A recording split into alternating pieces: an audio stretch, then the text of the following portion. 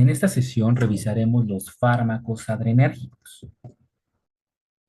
Los fármacos adrenérgicos se van a clasificar en dos, en agonistas adrenérgicos y en antagonistas adrenérgicos. Los agonistas van a estimular a un receptor para generar un efecto biológico, mientras que los antagonistas van a bloquear a este receptor para que no se genere el efecto biológico. Comenzando con los agonistas adrenérgicos, lo que van a causar es un aumento en la actividad del sistema nervioso simpático, es decir, que va a trabajar con norepinefrina o noradrenalina mediante receptores adrenérgicos, es decir, receptores beta o receptores alfa. Y otros nombres que pueden mencionar este tipo de fármacos también son simpático-miméticos o agonistas adrenérgicos. Cualquiera de estos tres nombres son correctos. Hablando ahora de los antagonistas adrenérgicos, ¿qué van a hacer? Van a causar lo contrario, van a disminuir la actividad del sistema nervioso simpático, bloqueando a la norepinefrina o a la noradrenalina, que es la que se une a receptores adrenérgicos como alfa o beta. En este caso, pues al bloquear esta norepinefrina, esta noradrenalina, al inhibir su liberación posiblemente o al bloquear a los receptores, pues ya no se van a unir a esos receptores adrenérgicos. Y también reciben otros nombres, simpaticolíticos o antagonistas adrenérgicos, también les pueden llamar antiadrenérgicos. Cualquiera de estas tres formas es correcta. Y recuerden que el sistema nervioso autónomo va a controlar las funciones involuntarias de nuestro cuerpo. Vamos a comenzar con nuestro primer fármaco, que es la epinefrina y norepinefrina, más conocida como la adrenalina. ¿Cuál es el mecanismo de acción de esta adrenalina? Lo que hace es ser agonista de alfa y beta, no es selectivo, es decir, se puede unir a cualquier tipo de receptor alfa, ya sea uno, 2, beta uno, beta 2, beta 3, es decir, se unen a cualquier receptor adrenérgico. Supongamos que este círculo verde es una molécula de adrenalina, la cual se va a unir a un receptor alfa o beta, el que ustedes quieran, ya que no es selectivo. Entonces se va a unir y nos va a generar lo que es un efecto biológico. Continuando ahora con los usos principales, sobre todo lo que revisamos en inmunología, la adrenalina nos va a servir para crisis anafilácticas, para shock anafiláctico, en el cual pues esto es causado por una hipersensibilidad tipo 1, donde se genera un broncoespasmo. Entonces, esta adrenalina nos va a ayudar a estimular receptores beta que se encuentran en nuestro músculo liso bronquial, causándonos una broncodilatación. Pero ahorita les explico cuál es el efecto en receptores. En paro cardíaco. En cambio, recuerdan que yo les mencioné en los colinérgicos un fármaco llamado atropina, que lo que hacía era bloquear receptores M2 en el corazón, que lo que nos hacen estos M2 es disminuirnos la frecuencia cardíaca. Yo les decía que la atropina solo servía para bradicardia, más no para paro cardíaco. Una vez que el paciente entra en paro, la atropina es inútil administrarla. Mejor administramos epinefrina, porque esto va a estimular receptores beta 1 en nuestro corazón y nos va a generar un inotropismo, un conotropismo, un dromotropismo positivo. Es decir, un aumento en la frecuencia cardíaca, un aumento en la velocidad de conducción y un aumento en la fuerza de contracción. Obviamente en un broncoespasmo, por lo mismo que ya les expliqué, esta adrenalina se une a receptores beta 2 en nuestro músculo liso bronquial, generándonos una broncodilatación. Y algo muy importante es que este puede servir como coadyuvante en anestésicos locales, sobre todo en algunos dentistas, algunos tatuadores utilizan epinefrina ¿para qué? Para prolongar el efecto, porque recordemos que la adrenalina al estimular a receptores alfa 1 presentes en los vasos sanguíneos nos genera una vasoconstricción y esto genera que el anestésico dure mayor tiempo. Pero ahorita les voy a explicar algo importante respecto a eso. Continuando ahora sí con el efecto en receptores. Para comenzar, pues los beta 1 que se encuentran en el corazón nos aumentan la frecuencia cardíaca, que en términos fisiológicos se le conoce como cronotropismo positivo. Y los receptores beta 2 presentes en lo que es nuestro corazón, al ser estimulados, nos van a causar una relajación del músculo liso bronquial. que se traduce en una broncodilatación. Entonces, por eso es que es tan útil en la anafilaxia, en un broncoespasmo. Continuando ahora con los efectos adversos, nos puede generar taquicardia, porque esta adrenalina se une a los receptores beta 1 y nos aumenta la frecuencia cardíaca. Obviamente nos puede generar hipertensión. ¿Esto por qué?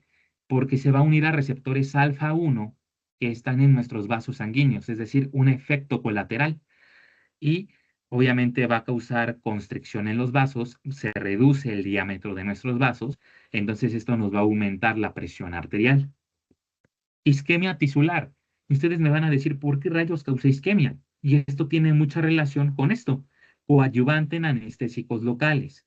Hay muchos tatuadores, chicos, que sobre todo en las partes distales, en los dedos, al realizar tatuajes, se les ocurre administrar el anestésico, que casi siempre es lidocaína, más adrenalina. Ya les expliqué por qué, porque la adrenalina lo que va a hacer es generar vasoconstricción y alargar el tiempo de efecto de este anestésico. Pero ¿qué pasa si hay una vasoconstricción prolongada? Pues no va a fluir la sangre correctamente y esto nos va a generar una isquemia tisular que va a culminar en una necrosis. Entonces, muy mal estos tatuadores que administran, por ejemplo, esta adrenalina como junto con este anestésico porque pueden generar una necrosis. Entonces es algo muy delicado. Igual algunos dentistas, al aplicar la lidocaína, el anestésico, también algunos lo acompañan de epinefrina o adrenalina, que es lo mismo, para prolongar el efecto. Pero pues hay que tener mucho cuidado. Arritmias y ansiedad. Obviamente la ansiedad pues es mediada por lo que es el sistema simpático, es un sistema de alerta. Entonces, por eso es que se genera este efecto. Y en cuanto a contraindicaciones, pues arritmia, si nos genera efectos adversos, en los efectos adversos nos genera la arritmia, imagínense si le generamos más arritmia. Obviamente hipertiroidismo no controlado. Y en cuanto a embarazo, este se encuentra en una categoría C, es decir, que no es recomendable prescribirlo porque puede generar efectos adversos delicados o incluso teratogénicos. Vamos a continuar con nuestro segundo fármaco adrenérgico. Este es uno de los que más me gusta y de los que he llegado más a usar y seguramente ustedes también. Vamos a revisar cuál es el mecanismo de acción. Este es un agonista alfa no selectivo, es decir, únicamente se une a los alfa, pero al ser no selectivo se puede unir a alfa 1, alfa 2, etcétera.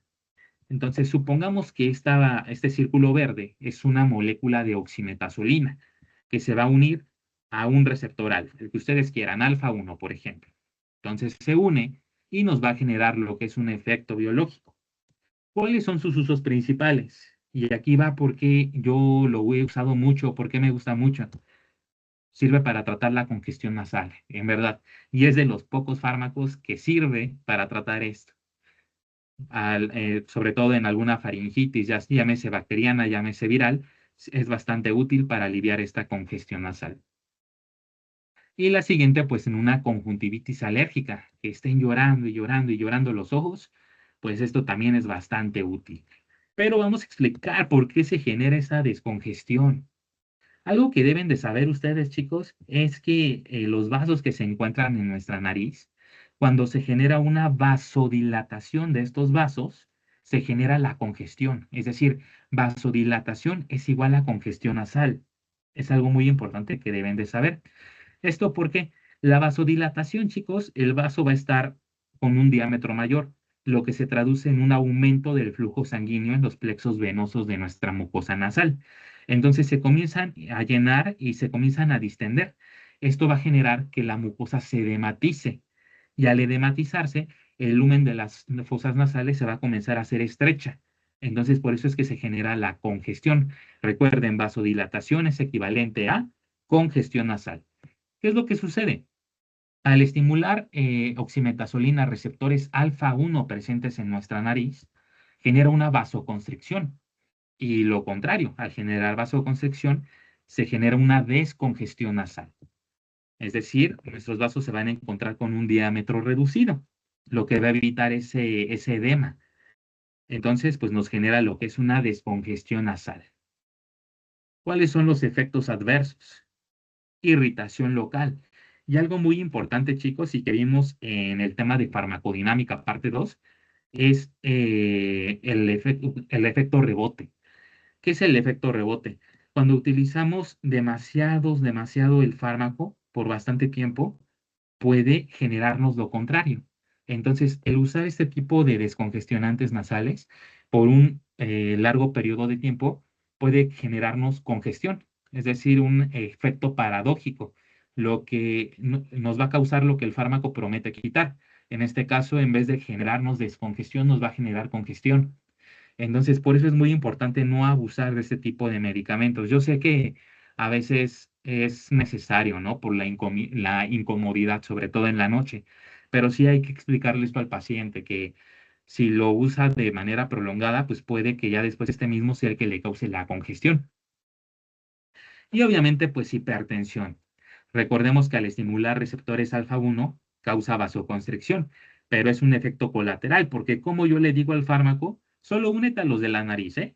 Pues no, se va a unir a todos, entonces se genera una disminución del diámetro de nuestros vasos sanguíneos, aumentándonos la presión arterial. ¿Vale, chicos? En cuanto a contraindicaciones, glaucoma de ángulo cerrado. Cuando vimos los fármacos que actúan por medio de la acetilcolina, por medio de los fármacos colinérgicos, yo les mencioné que el glaucoma es un aumento de la presión intraocular. Entonces, si esto genera vasoconstricción en los vasos, ¿cómo yo le voy a decir? Pero no te unas a los del ojo. Obviamente no, entonces esto empeora el glaucoma, va a aumentar todavía más esa presión intraocular. Una hipertensión severa o mal controlada, porque ya vimos que como adverso nos va a generar un aumento de esta presión arterial.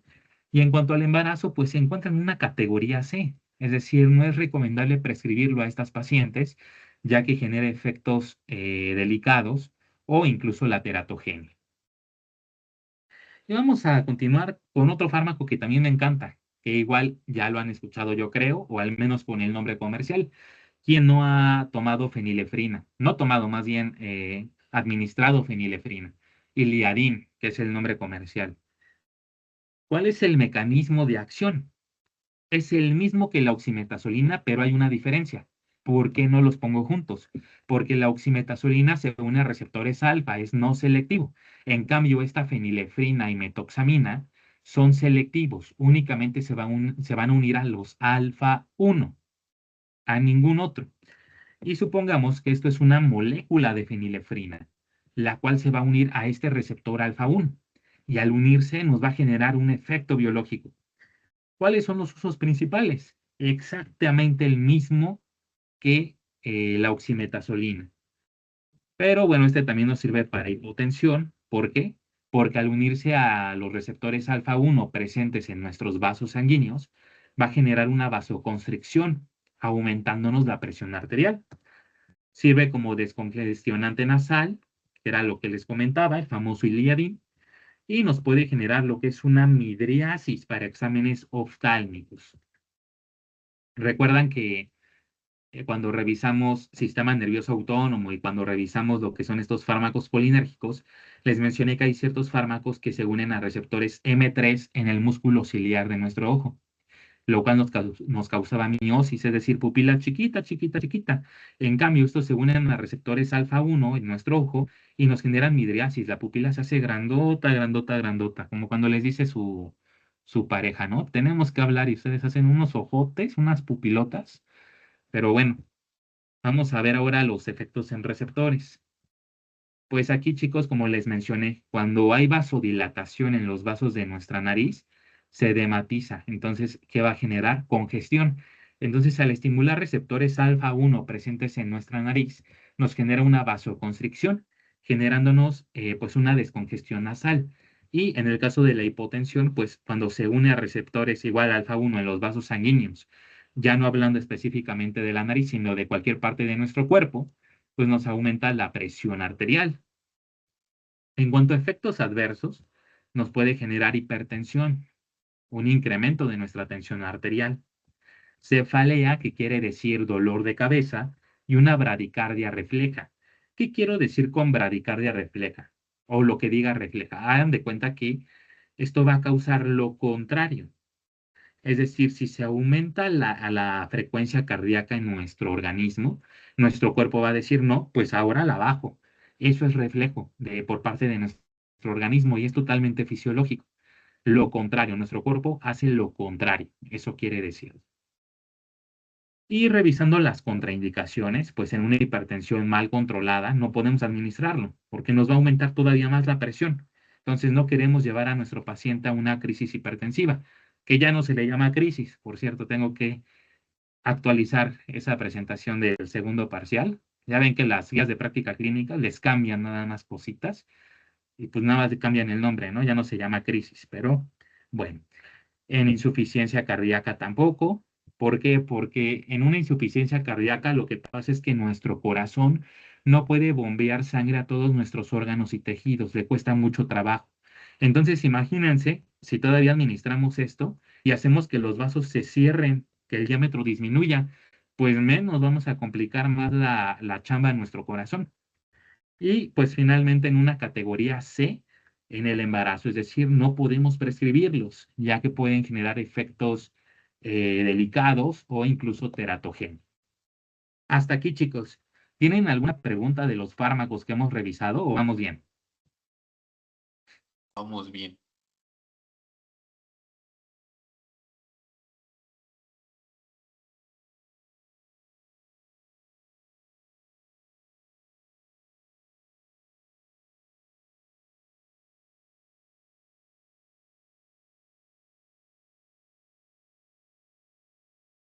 ¿Tienen alguna duda, chicos? No, hasta ahorita no, gracias. Ah, ok. Cualquier cosa me detienen, chicos. Gracias. Vamos a continuar ahora con estos fármacos, que es la clonidina, tizanidina y alfa-metildopa. ¿Cuál es el mecanismo de acción? Y esto se los preguntan sobre todo de la clonidina. Cuando les pregunten en su examen cuál es el mecanismo de acción de la clonidina, ustedes responden es un agonista alfa-2 selectivo. Es decir, que solo se va a unir a alfa-2. Entonces, supongamos que esto es una molécula de clonidina y se va a unir a este receptor alfa-2. Al unirse, nos va a generar un efecto biológico. ¿Cuáles son los usos principales? La clonidina se va a utilizar para la hipertensión arterial principalmente. Y ahorita voy a explicarlo, porque este no actúa directamente en receptores. Y actúa sí en receptor, pero de forma indirecta. Ahorita les voy a explicar por qué. La tizanidina sirve para la espasticidad muscular. Y esto, chicos, que es pregunta de examen sí o sí. El alfa-metildopa es la primera elección para hipertensión en el embarazo de acuerdo a guías de práctica clínica, de acuerdo a la Academia de Farmacología también, chicos. Entonces, primera elección para tratar hipertensión en embarazo, alfa-metildopa. Y ahora sí, vamos a ver cómo es ese efecto que les digo indirectamente en los receptores. Recuerdan que cuando vimos la liberación de lo que es la norepinefrina, yo les comentaba que una vez que ya está esta norepinefrina dentro de la vesícula, llega un potencial de calcio y que va a hacer que se libere hacia afuera de nuestra célula, hacia el espacio extracelular, fuera de la terminal. Pero yo les mencioné que había ahí un receptor que podía inhibir esa liberación, que era el receptor alfa-2. Y este es un agonista. Entonces, si la clonidina se une y activa este receptor, ¿qué es lo que va a hacer? Va a inhibir la liberación de esta norepinefrina hacia afuera del espacio extracelular. Entonces, esta norepinefrina ya no se va a poder unir a receptores adrenérgicos, entre ellos los alfa-1 presentes en los vasos sanguíneos, que nos generan vasoconstricción y nos aumentan la presión arterial. Entonces, este es el mecanismo de acción, chicos. Como efectos adversos nos puede generar sedación y eso es algo muy importante. ¿Por qué sedación? Recuerden que el sistema simpático, que es el que está mediado por lo que son los receptores adrenales,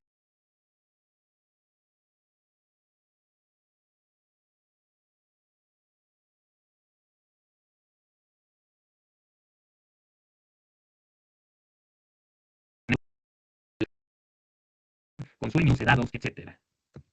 Hipotensión. ¿Por qué? Porque no va a haber norepinefrina que se esté uniendo a receptores alfa-1 en los vasos sanguíneos y generen una vasoconstricción y nos aumenten la presión. Serostomía. Yo les mencioné que todo lo que tenga el prefijo cero quiere decir seco, en este caso boca seca.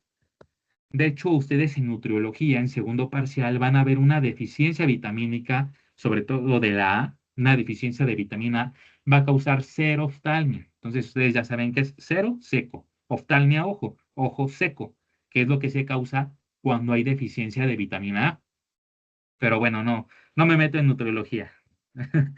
Y bueno, fatiga, chicos, igual, porque recuerden, el simpático es el que nos mantiene alerta. Entonces, si no se libera norepinefrina, pues no va a haber un estado de alerta, porque no se va a unir a receptores adrenérgicos.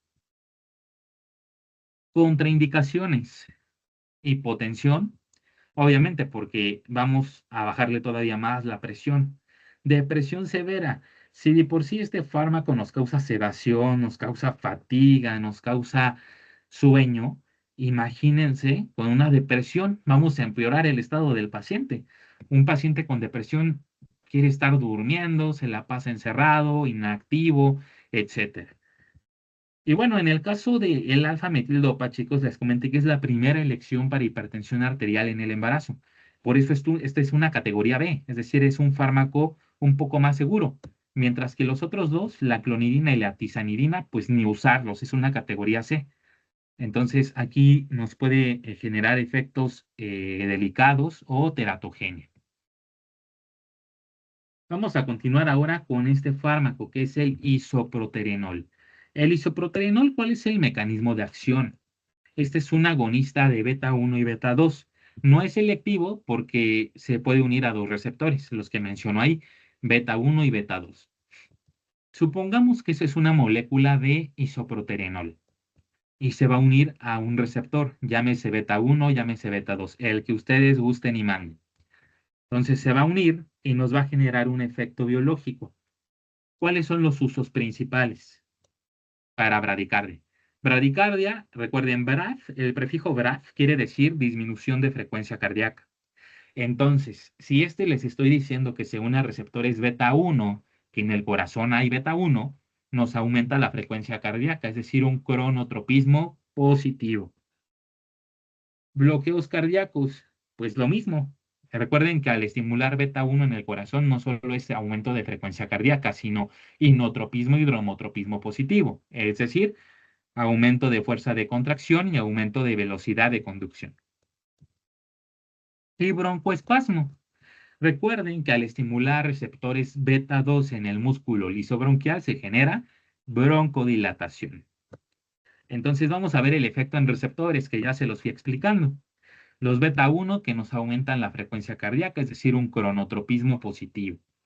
Los receptores beta 2 que nos generan relajación del músculo lisobronquial y pues nos dilatan los bronquios, ¿no? Una broncodilatación. Efectos adversos. Taquicardia, porque nos está aumentando la frecuencia cardíaca, entonces ahí puede pasarse. Y algo que les comentaba, chicos, es que hay doctores e incluso varios compañeros que dicen que taquicardia es cuando ya tenemos arriba de 70, ¿no? De 70 latidos por minuto. Es una tontería, en verdad. Es una tontería.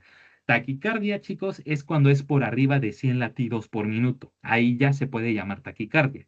Una frecuencia cardíaca normal es de 70 hasta 100 latidos por minuto. Entonces, ahí tengan cuidado también. Arritmias, temblores e insomnio. ¿Ok? Y en cuanto a contraindicaciones, nos puede ocasionar taquiarritmias.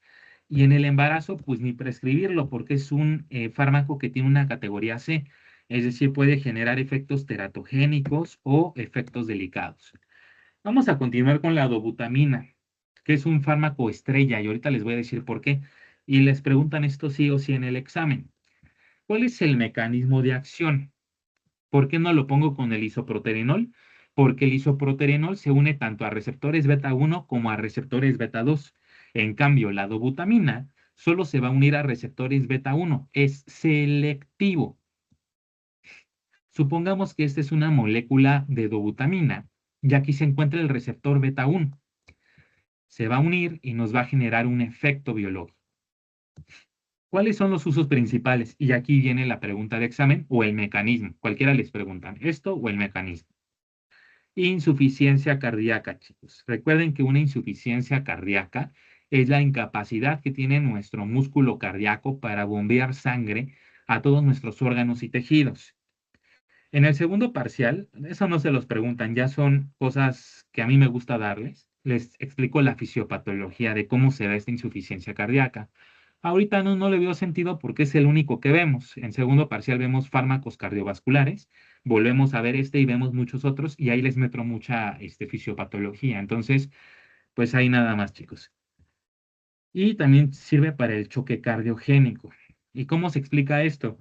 Recordemos que todo receptor beta 1 en el corazón nos genera cronohidromotropismo positivo, que se traduce en aumento de frecuencia cardíaca, que es un cronotropismo positivo, un aumento de fuerza de contracción, se traduce en un inotropismo positivo, un aumento de velocidad de conducción, que se traduce en un dromotropismo positivo.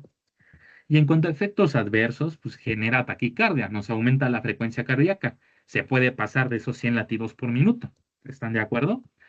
Hipertensión y dolor torácico, chicos. Dolor torácico.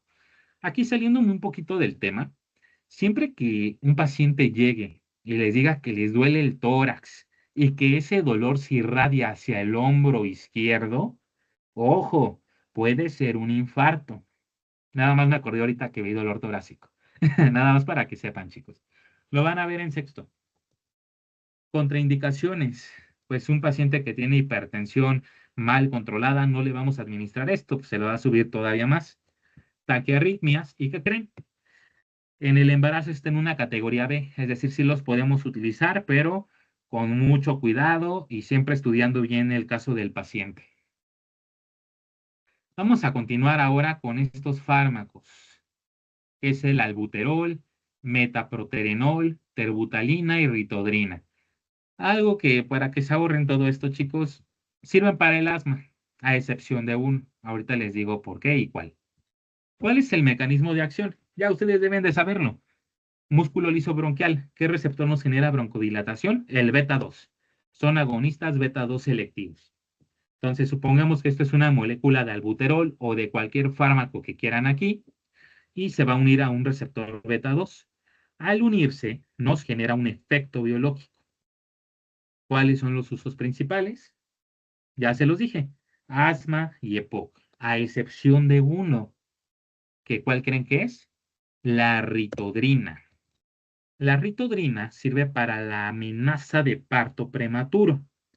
Y aquí les voy a indicar por qué. Porque eso sí no se los di en sistema nervioso autónomo. Es el único fármaco que vemos que actúa en ese órgano.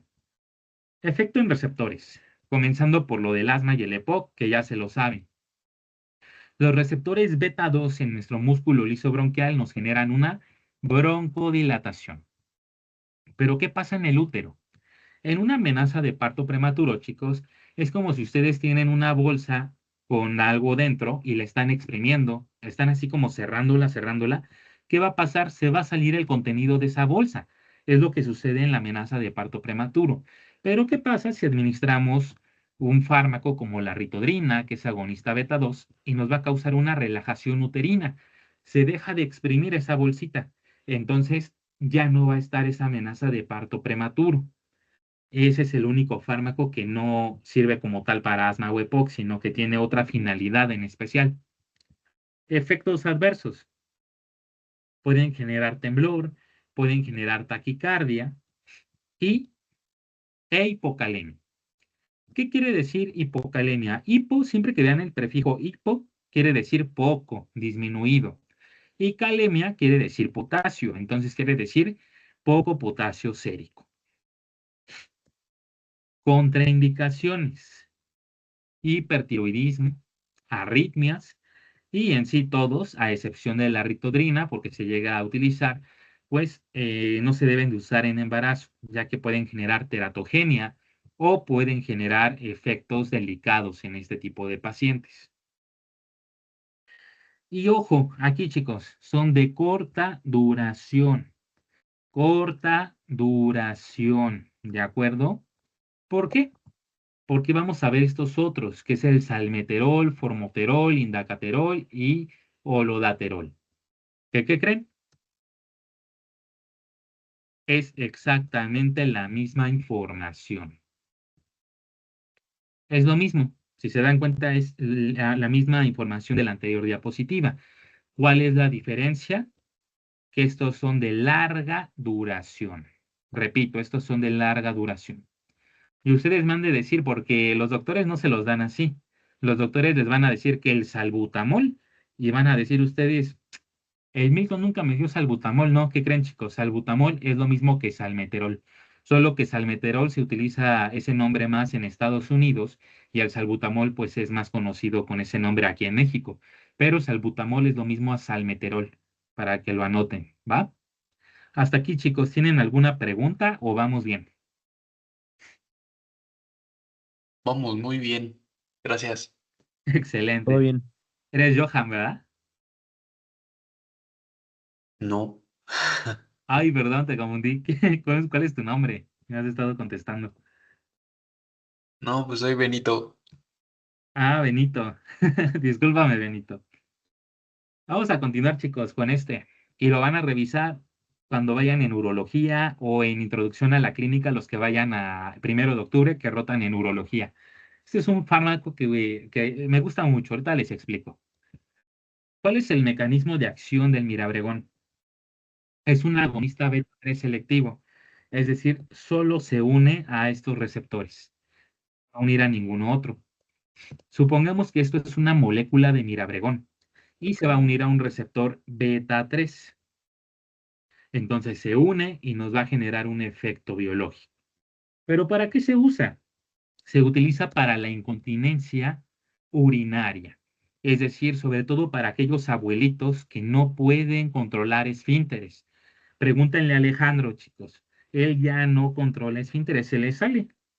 Y nada más me dice, Milton, ya me hice. Yo, Alejandro, no es posible, pero bueno, se utiliza para estos pacientes. ¿Cómo explicamos esto con efecto en receptores? En nuestra vejiga, chicos, hay receptores beta 2 y beta 3. Vuelvo a colocar aquí el ejemplo de la bolsita. Imaginen que hay una bolsa y esa bolsa está llena de líquido que representaría la orina. ¿Qué pasa si yo la estoy exprimiendo y exprimiendo y exprimiendo? Se va a salir ese líquido, en este caso de la orina, que es lo que le pasa al paciente con incontinencia urinaria. En cambio, si yo administro un agonista, en este caso el mirabregón, que actúa sobre receptores beta 3 y nos genera una relajación de esa bolsa, ya no se va a salir la orina. Al contrario, va a generar un almacenamiento de la orina. ¿Por qué? Porque esa bolsa ya no se va a estar exprimiendo, va a estar relajada. ¿Cuáles son los efectos adversos? Hipertensión, pero el que más importante y el que les llegan a preguntar es el siguiente, chicos. ¿Qué pasa si almacenamos orina por mucho tiempo? Es más, esto se lo saben cualquiera, que les digan, ¿qué pasa si te aguantas las ganas de ir al baño? Una IBU, una infección de vías urinarias. Entonces, al estar almacenado mucho tiempo esta orina en nuestra vejiga, pues favorece el crecimiento bacteriano. Ya ustedes revisaron en microbiología qué agentes, ¿no? Que está lo que es Proteus mirabilis, Protexis proteus, SPP, es Staphylococcus. exacto, Escherichia coli uropatógena, que me parece que es la más común, ¿verdad? Si mal no recuerdo. Sí, es la más Sí. común. La más común, chicos. Eso como recordatorio. Ustedes saben más de micro que yo. Entonces, sí, esto favorece el crecimiento bacteriano. Contraindicación. Ay, también Klebsiella. También Klebsiella, ahorita que me acuerdo. En cuanto a contraindicaciones, chicos, puede generar una hipertensión, perdón, contraindicaciones. No podemos administrarlo en pacientes que tengan una hipertensión mal controlada, porque como adverso, pues nos va a aumentar esta presión arterial. Y pues en embarazo no podemos administrarlo. Y esto, no sé si se lo llegaron a decir sus doctores, chicos, en microbiología, pero en mi caso yo fui con el doctor Celso. Ya no da clases porque es nuestro director y es nuestro tutor también de estas asesorías. Pero él nos explicó cuando vimos este tema de IBUS, llámese una infección de vías urinarias causada por Klebsiella, E. coli, Staphylococcus, etcétera, es muy delicado en una persona embarazada. Él me dijo, IBU en una persona embarazada es sinónimo de aborto. Entonces, siempre que llegue una paciente embarazada a su consultorio y que esté embarazada, tengan cuidado porque puede haber un aborto. Y especialmente en México, la muerte fetal y materna es muy penada, chicos, muy penada. De hecho, no sé si supieron del interno de la UNAM, ya tiene meses que lo culparon de homicidio doloso. ¿Por qué? Llegó una paciente a su guardia, estaba sangrando, embarazada. Entonces el interno la revisa, le hace el tacto, le dice, está bien, se puede ir a su casa. No, pues al otro día ya la paciente había hecho óbito, es decir, muerte del feto, pero dentro del útero. Entonces se fue a un caso legal y lo culparon de homicidio doloso. Entonces es muy penado, entonces tengan cuidado. IBU en persona embarazada es igual a aborto, ¿de acuerdo? Ahora vamos a revisar estos, chicos. La selegilina, fenelcina, entacapona y tolcapona. ¿Qué hacen estos? De hecho, varios de estos los vamos a volver a ver en segundo parcial, los primeros dos. Su mecanismo de acción es ser inhibidores de la MAU, de la monoaminoxidasa. Y yo recuerdan que les dije que la MAU lo que se hacía era degradar catecolaminas, degradar norepinefrina, creo que por ahí también dopamina, etcétera. Esto lo hace lo que es la selegilina y fenelcina. La selegilina, recuérdenla aquí por Selena Quintanilla, me encanta su música, chicos, no sé a ustedes. Y fenelcina, acuérdense por el profesor Kennel, fenelcina Kennel. No pongo aquí su foto, me llevo bien con el doctor y todo, pero no voy a decir que, no sé, estoy enamorado de él, algo así, ya lo conocerán. Entonces, es lo que causa, ¿no?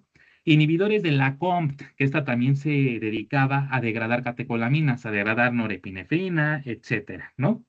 Y esto lo que hacen es la entacapona y la tolcapona, es decir, pues inhiben a estas enzimas degradadoras de catecolaminas y pues permiten que todas estas catecolaminas vayan y se unan a receptores para generar efectos biológicos.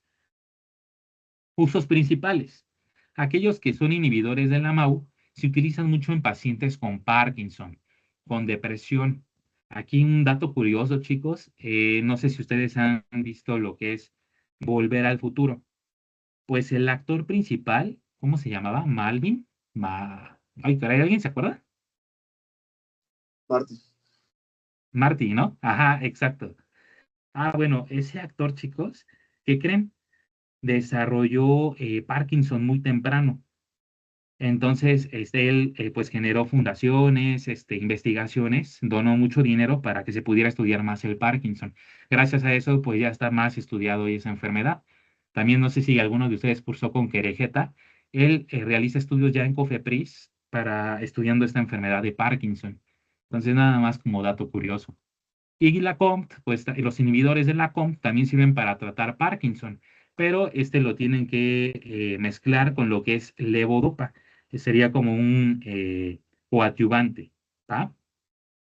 Y bueno, el levodopa, pues también es un fármaco que sirve pues para esto, para tratar cierta sintomatología asociada a Parkinson y también pues ciertos trastornos similares. ¿Cuáles son los efectos adversos? Y aquí viene una pregunta de examen, chicos. Nunca pueden mezclar inhibidores de la MAU, es decir, selegilina y fenelcina, con alimentos ricos en tiramina, porque nos va a generar una crisis hipertensiva. Les repito, aquí tengo que corregir estas presentaciones porque ya salió la nueva guía de práctica clínica, ya no se llama crisis. O sea, en verdad tonterías, ¿no? Por ejemplo, al paciente hipertenso ya no le podemos decir hipertenso. La tenemos que decir paciente con niveles de presión arterial elevada.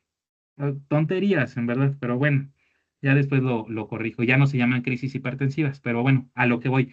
No podemos mezclar IMAU con alimentos ricos en tiramina. Obviamente el paciente no va a saber qué alimentos tienen tiramina. Ustedes le tienen que decir, tiene prohibido comer queso, beber vino, etcétera. ¿De acuerdo? Y eso es pregunta de examen, chicos, lo de que no pueden mezclarlo con tiramina.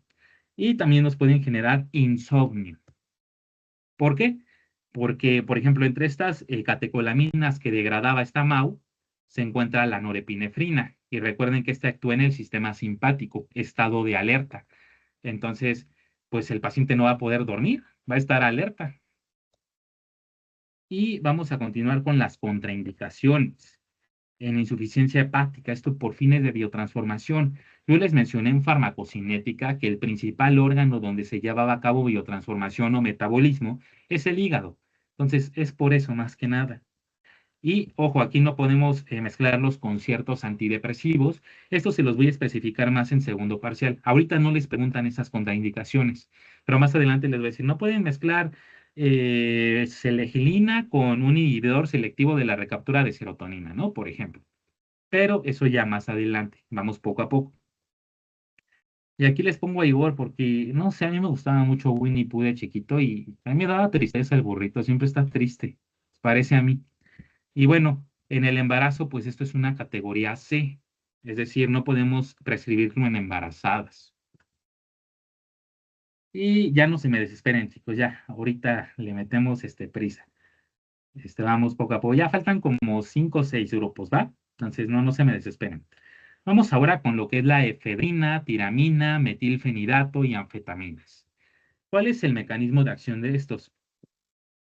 Simplemente estimulan receptores adrenérgicos y liberan catecolaminas, es decir, se pueden unir a cualquier receptor alfa o a cualquier receptor beta.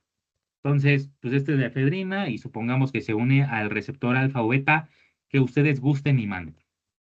Se une y nos genera un efecto biológico. ¿Cuáles son los usos principales?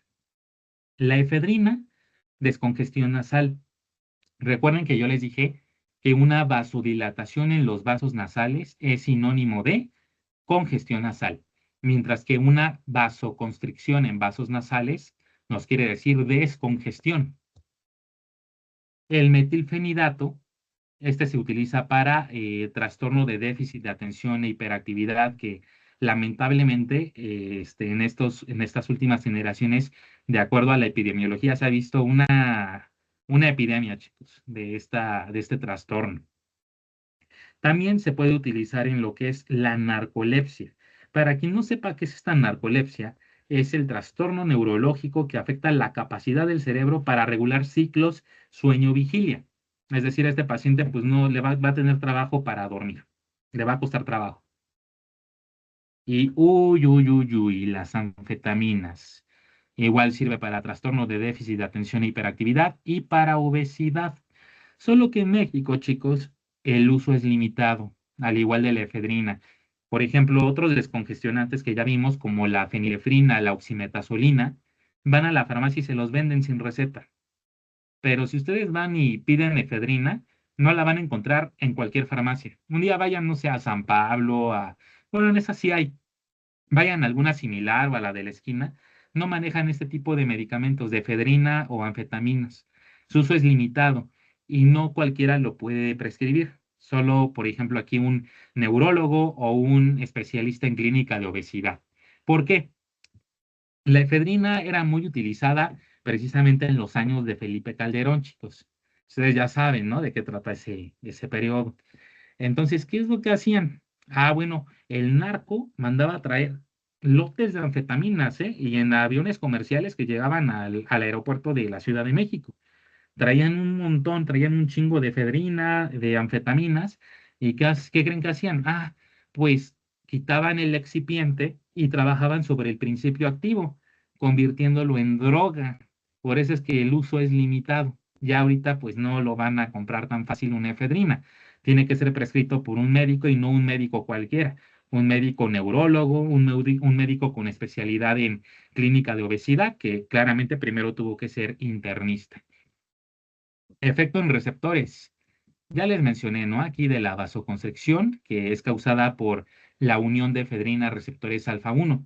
La vasoconstricción es sinónimo de descongestión nasal, mientras que la vasodilatación es sinónimo de congestión. Efectos adversos.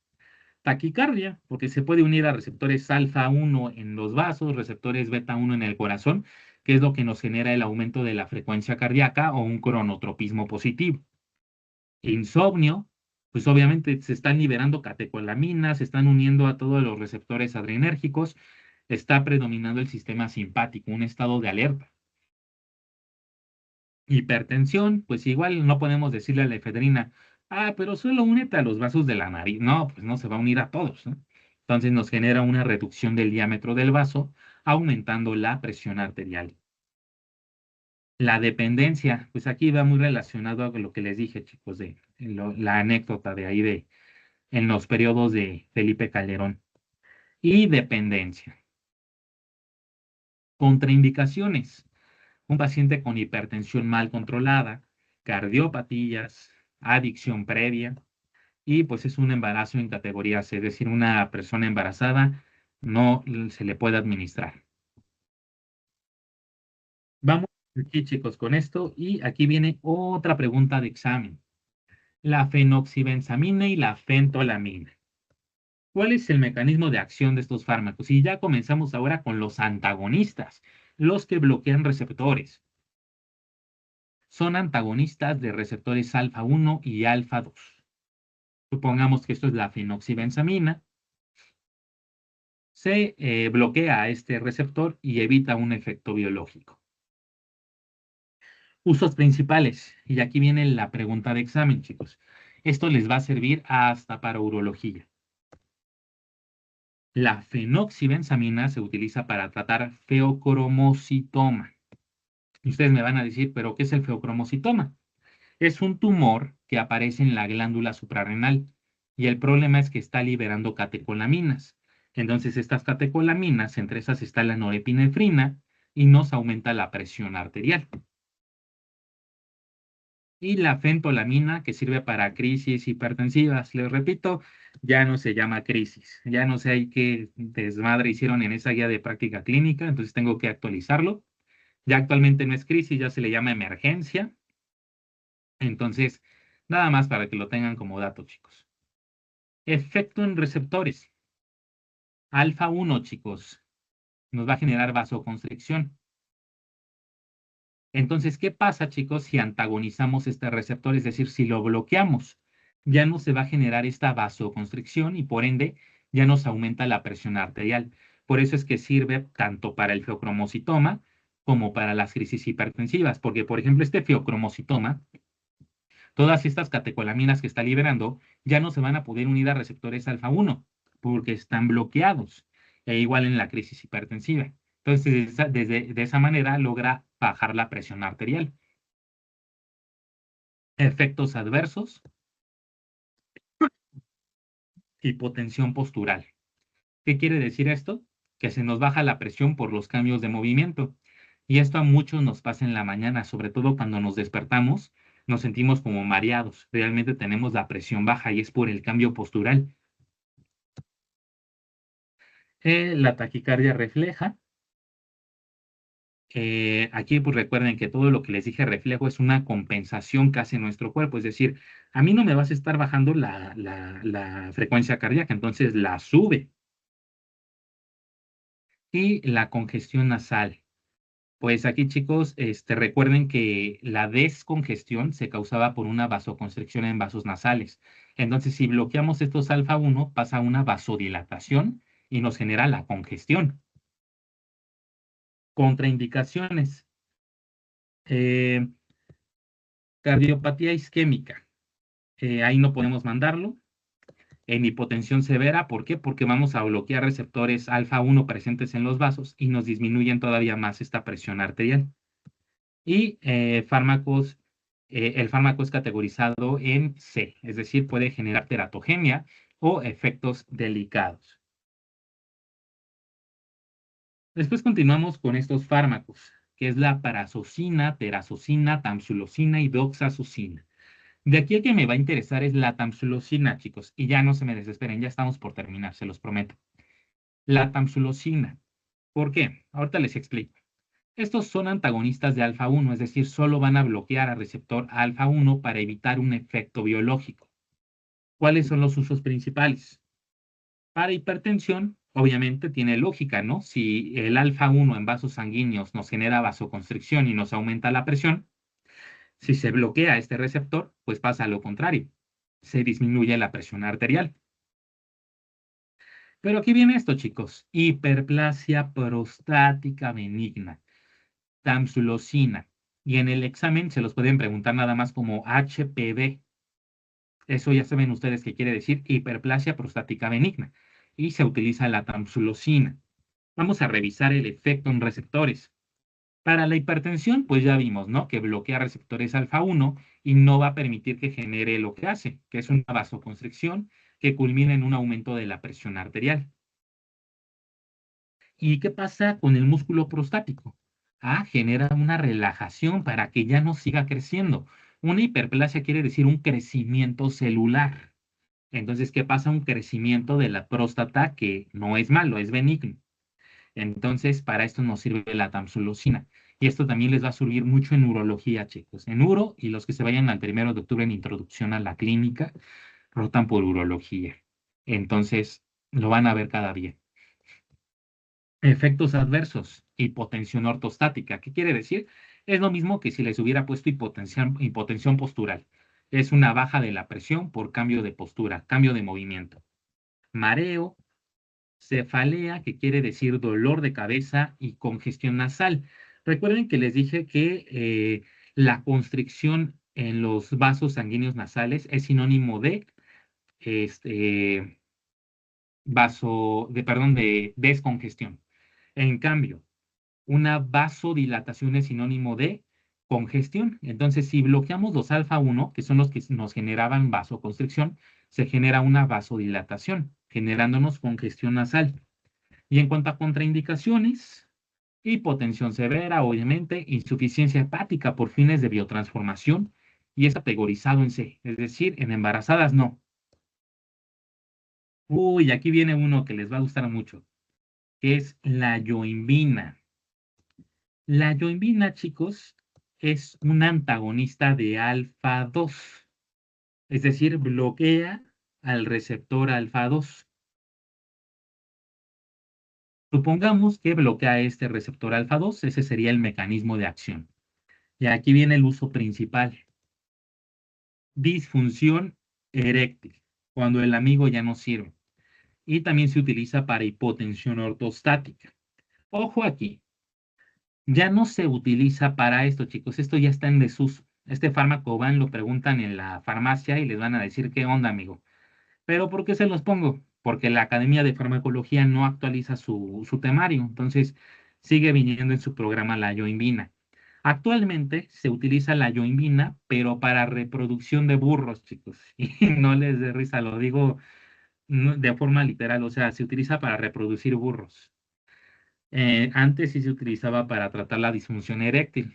Y bueno, ya actualmente, pues en humanos es un fármaco que está en desuso. O sea, ya ni lo deberían de integrar en el programa. Pero bueno, efectos en receptores. Pues lo que hace, chicos, les dije que es bloquear alfa 2 y pues al bloquear este receptor alfa 2 pasa lo contrario. Recuerden que, por ejemplo, el alfa 2 es de inhibición y en la terminal, antes de liberarse la norepinefrina, hay un inhibidor que es la alfa 2. ¿Qué pasa si inhibimos a este? Pues se libera la norepinefrina. En cambio, de forma normal, sin antagonista, lo que pasa es una disminución de la liberación de norepinefrina, lo que nos disminuye la presión arterial. Es lo que les decía de ese autorreceptor que está en la terminal antes de que se libere norepinefrina. En el caso de la clonidina lo agoniza, lo estimula. Entonces, por eso ya no se libera la norepinefrina. Pero en cambio, la yoimbina lo bloquea. Entonces, aquí sí se libera un chorro de norepinefrina. Y en cuanto a efectos en receptores, nos puede generar ansiedad porque hay un chorro de norepinefrina. Estamos en estado alerta. Hipertensión, taquicardia y todo lo que tenga que ver con el sistema simpático, chicos, porque hay un chorro de norepinefrina. Contraindicaciones, hipertensión, porque nos va a aumentar todavía más la presión arterial, al esta norepinefrina unirse a receptores alfa 1, beta 1, en cardiopatías. Y bueno, esto ni chiste mencionarlo, ¿no? Nunca he visto que una persona, una mujer tome yoimbina si servía para la disfunción eréctil. ¿Están de acuerdo? Vamos ahora con estos, chicos, con los antihipertensivos. Y ya, no se me desesperen, en verdad faltan como 6 grupos. Son un poquito más de esto de lo adrenérgico, pero Pues ya vamos a terminar el parcial. ¿Cuál es el mecanismo de acción de estos? Propranolol, timolol, pindolol y nadolol. Antagonistas de beta 1 y beta 2. Imaginen que esta es una molécula de propranolol y lo que hace es bloquear a este receptor beta 1 o antagonizarlo, bloquearlo, como quieran ustedes llamarlo. Usos principales. El propranolol se utiliza para tratar hipertensión, angina de pecho. Igual en el segundo parcial les enseño todos los tipos de angina que hay y su fisiopatología. Pero ahorita pues no es necesario. Y lo que sí les preguntan es esto. Este fármaco antihipertensivo que es antagonista de beta 1 que se utiliza para tratar migraña. Ah, propranolol. Timolol, igual clásica pregunta. Fármaco adrenérgico que se utiliza para tratar un aumento de la presión intraocular. Timolol. Aquí vienen muchas preguntas de examen, esas dos. Nadolol, que pues sirve para hipertensión, para angina, y pindolol, que sirve para hipertensión. Lo que me interesa de aquí es que sepan que el propranolol también se utiliza para migraña, que el timolol para glaucoma. Efecto en receptores. Pues recuerden que los beta 1 en el corazón nos aumentan frecuencia cardíaca, nos aumentan fuerza de contracción, aumentan velocidad de conducción. Crono, ino y dromotropismo positivo. Los beta 2, nos generan broncodilatación. Y ustedes me van a decir, ¿por qué me pones ese? O sea, ¿qué tiene que ver, no? Ya sé que los beta 1 se antagonizan y pasa lo contrario, ¿no? Disminuye la frecuencia cardíaca, disminuye... Ah, bueno, porque aquí va algo muy importante, chicos. Efectos adversos. Bradicardia, porque se está bloqueando el receptor beta 1 que nos aumentaba la frecuencia cardíaca. Entonces aquí se disminuye. Pero aquí viene lo importante y el por qué les puse broncodilatación. Broncoespasmo. Y es pregunta de examen. No podemos administrar jamás propranolol ni ninguno de estos en un paciente asmático. ¿Por qué? Porque le va a bloquear los receptores beta 2 en el músculo liso bronquial y nos va a causar una crisis asmática. Entonces ahí tengan mucho cuidado y puede generar hipoglucemia en diabéticos, sobre todo el propranolol. Eso también es pregunta de examen. Contraindicaciones, pues ya saben, asma, EPOC y cualquier alteración respiratoria que nos pueda generar un broncoespasmo por bloqueo de beta 2 en el músculo liso bronquial, hay que tener cuidado. En bradicardia, pues ya sabemos que al bloquear beta 1 nos disminuye todavía más la frecuencia cardíaca y en embarazo, pues no lo podemos utilizar ya que está categorizado en una clase C. ¿De acuerdo? Permítanme un momento, chicos.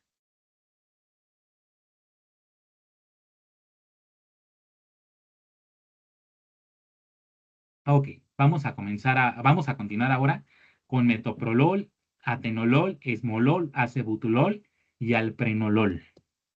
¿Cuáles se aprenden de aquí? Metoprolol y esmolol son los más representativos, los más importantes y los que les pueden preguntar.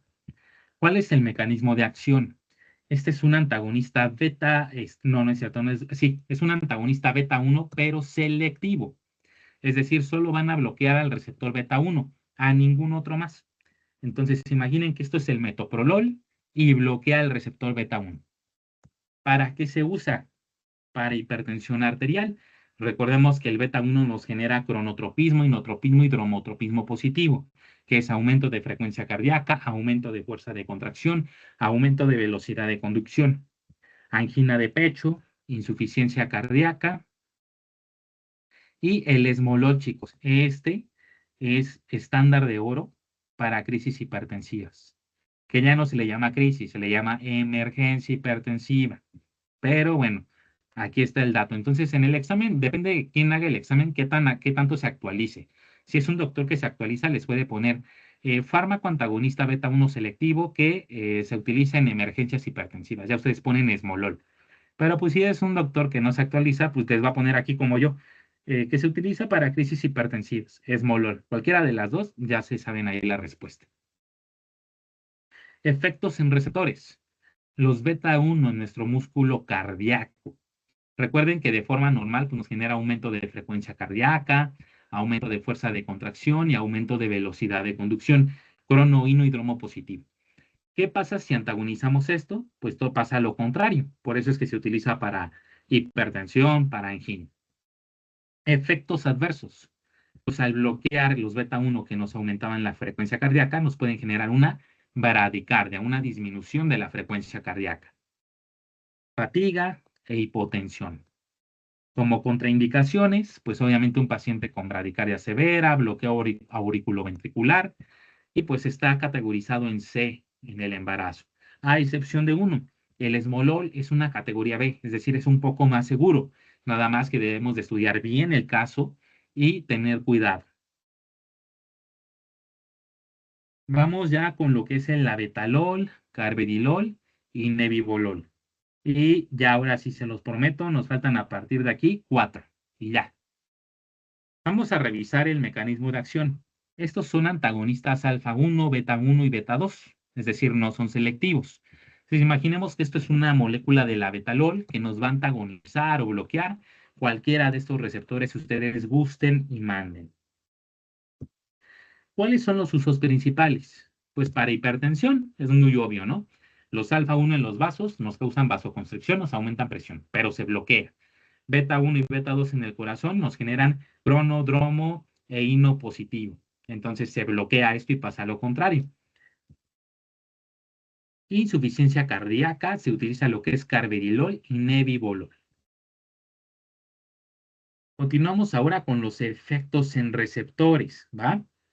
Y pues ya les mencioné, beta 1 en el corazón nos genera aumento de frecuencia cardíaca, generándonos un cronotropismo positivo y inotropismo positivo, pero al bloquearse esto genera lo contrario. Recuerden, este receptor se bloquea. Y los alfa 1 pues nos generan vasoconstricción en vasos sanguíneos, culminando en un aumento de la presión arterial. Pero igual pues este se bloquea y nos disminuye la presión arterial, se va a vasodilatar el vaso sanguíneo. Efectos adversos.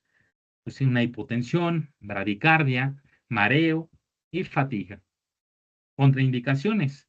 A ojo, chicos, como antagoniza receptores beta 2, no podemos mandarlo en un paciente que tiene asma, porque le puede bloquear el receptor en el músculo liso bronquial y le va a generar una crisis asmática. En insuficiencia hepática por fines de biotransformación o metabolismo, y este es un fármaco que tiene una categoría C, entonces no podemos utilizarlo en embarazadas.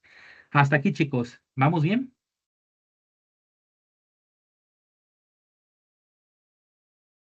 Sí, todo bien. Va, ya vamos, nos faltan 3. Betaxolol. Este, chicos, es un antagonista selectivo de beta 1, es decir, solo va a bloquear al receptor beta 1. Supongamos que este es el betaxolol. Este es el receptor beta 1, lo va a antagonizar, lo va a bloquear y evita un efecto biológico. Usos principales, hipertensión, y se utiliza para el glaucoma. Hay ciertas gotas oftálmicas que pueden ayudarnos en esta condición. Realmente, chicos, no es muy utilizado viene en su programa, por eso se los doy. Pero pues hay muchas otras mejores opciones. Pero bueno, para que lo conozcan. ¿Por qué sirve para la hipertensión? Si bloquea receptores beta 1, pues nos va a generar una disminución de la frecuencia cardíaca, una disminución de la fuerza de contracción, una disminución de la velocidad de conducción, ya que el beta 1 en forma fisiológica, en forma normal, nos genera todo esto, ¿no? Cronoíno hidromo positivo, pero al ser bloqueado, pues pasa lo contrario y de esa manera nos ayuda a disminuir la presión arterial. Efectos adversos, bradicardia. Si va a haber una disminución de la frecuencia, puede culminar en una bradicardia. Hipotensión y mareo. Contraindicaciones. Obviamente una bradicardia mal controlada, que esté severa, pues no vamos a administrarle esto. Una insuficiencia cardíaca descompensada. ¿Por qué? Porque si de por sí en una insuficiencia cardíaca, yo les dije que es cuando no se puede bombear la sangre bien a todos nuestros órganos y tejidos. Imagínense si antagonizamos esto, perdemos la fuerza de contracción, entonces pues ahí ya valió nuestro paciente. Y está categorizado en embarazo, entonces no, mejor no administrarlo. Y ya vamos con el segundo fármaco ya para terminar, sería el el penúltimo, que es la metirosina. Y aquí vamos a revisar el mecanismo de acción y revisamos nuevamente cómo se libera lo que es la norepinefrina. Yo les comenté que había un precursor que es la tirosina, que se va a convertir en L-Dopa por medio de tirosina hidroxilasa. Después este L-Dopa se convierte en dopamina por medio de dopa descarboxilasa. Esta dopamina ingresa dentro de la vesícula y ya dentro de la vesícula se va a transformar en norepinefrina por medio de dopamina beta hidroxilasa. ¿Qué sucede aquí? La metirosina inhibe a la enzima tirosina hidroxilasa.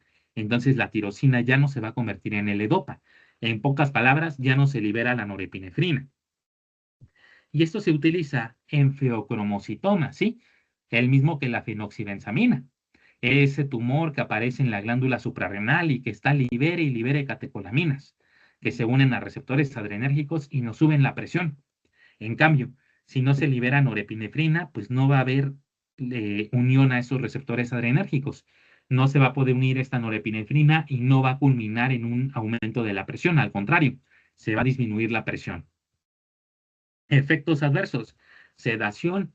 Si la norepinefrina no se está liberando, que es parte del sistema simpático y el que nos mantiene alerta, pues el paciente va a estar todo somnoliento, sedado, se le puede bajar la presión y también se puede generar diarrea.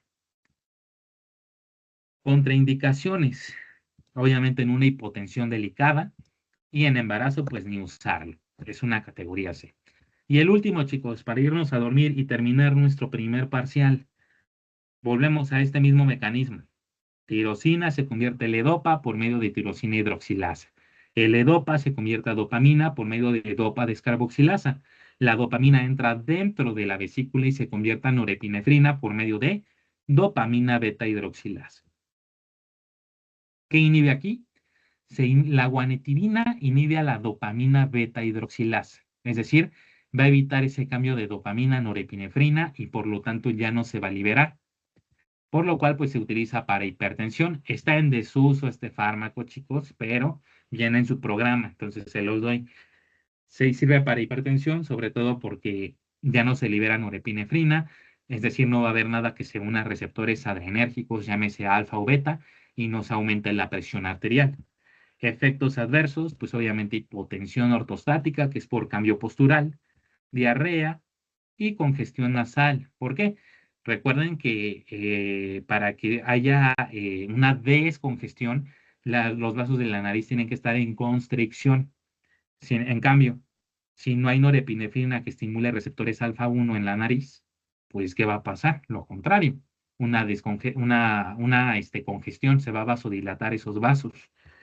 Y pues en contraindicaciones, feocromocitoma, hipotensión severa, y es una categoría C en el embarazo. Y bueno, chicos, con esto culminamos no solo la sesión de hoy, sino también